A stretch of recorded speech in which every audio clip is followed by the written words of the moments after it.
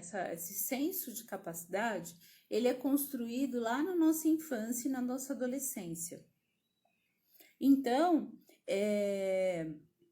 a gente tem que olhar lá para trás para ver como que foi a nossa infância e adolescência, para entender o porquê que a gente tem essas crenças e essa ideia de que a gente não dá conta, de que a gente não consegue, tá? Então é bem interessante olhar para trás. E muitas vezes na grande maioria das vezes, está relacionado sim com o nosso relacionamento com os nossos pais. E eu gosto sempre de dizer, né, que os pais, eles sempre fazem o melhor que eles conseguem. O melhor. Mesmo que esse melhor não seja tão favorável assim para o seu desenvolvimento, mas é o melhor que eles conseguem te proporcionar. Então, os pais, eles estão sempre dando o melhor, tá? Eu sempre gosto de falar isso, porque senão os pais sempre ficam carregando aí uma culpa que às vezes não existe culpa, né? Existe o melhor que ele pôde fazer. E a gente olhar para trás, a gente olhar para a nossa história, não significa também a gente olhar para o outro e apontar, ai, ó, você que foi culpado por essa ideia que eu tenho da minha capacidade. Não, não é isso. E sim para a gente entender, compreender e avançar. Né? A gente compreender, entrar nesse autoconhecimento mesmo e poder avançar, tá? Então, essas questões de sentir menos, de achar que não é capaz, de mesmo se dedicando, achar que não tá dando certo, que não é suficiente o máximo suficiente, né? Acha que não vai dar conta, enfim. Essas questões, elas muitas vezes estão relacionadas com pais exigentes e muitas críticas. Então, aquela relação de que nunca tá bom, sabe? Sempre tem uma exigência, sempre tem, tirou um 9, devia ter tirado 10.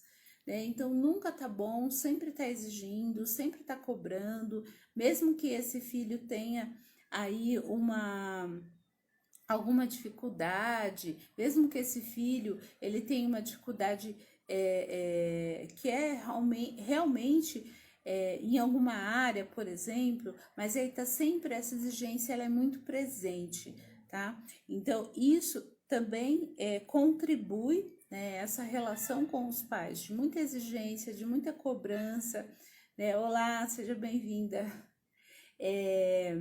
Essa exigência dos pais, ela contribui muito para a criança lá atrás, né, enquanto não tinha recursos aí para lidar com as questões do dia a dia, ela se sente muito incapaz e ela carrega esse sentimento de incapacidade para a vida adulta, né?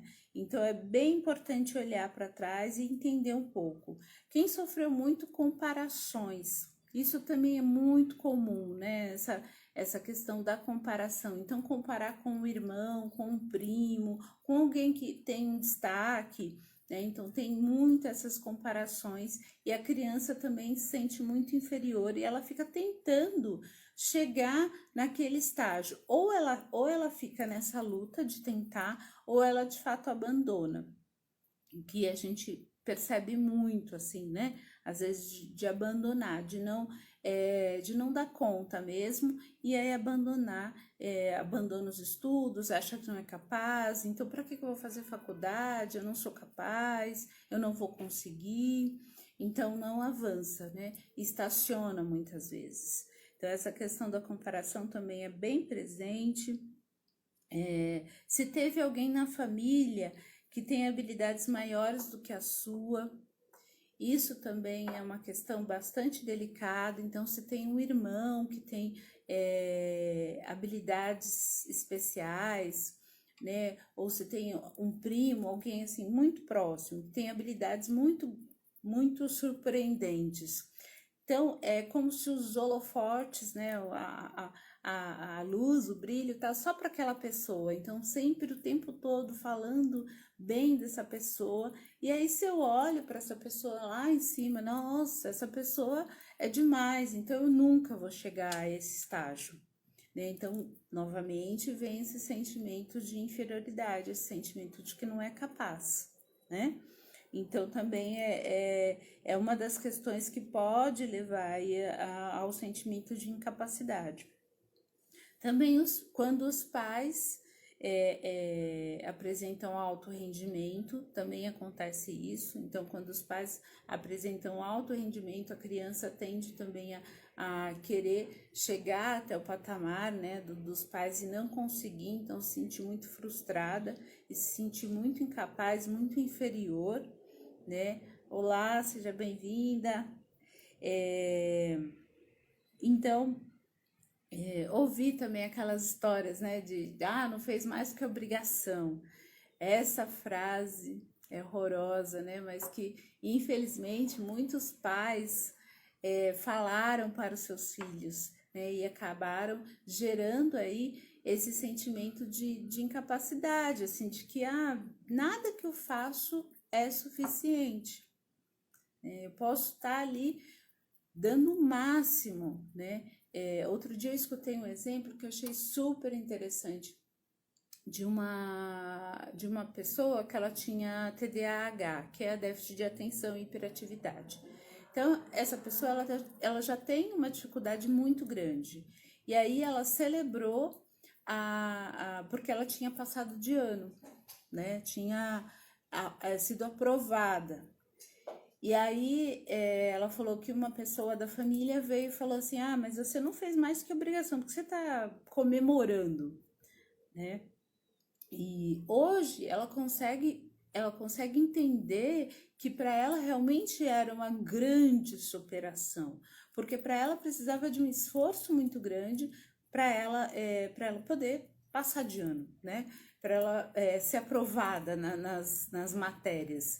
Então, para ela isso era bastante importante. Então, ela tinha que realmente celebrar, né? Não tinha que simplesmente achar que passou de ano, não fez mais que a sua obrigação. Então, percebe? São várias questões que podem contribuir com essas crenças que a gente carrega, que a gente não dá conta, que a gente não vai conseguir, enfim.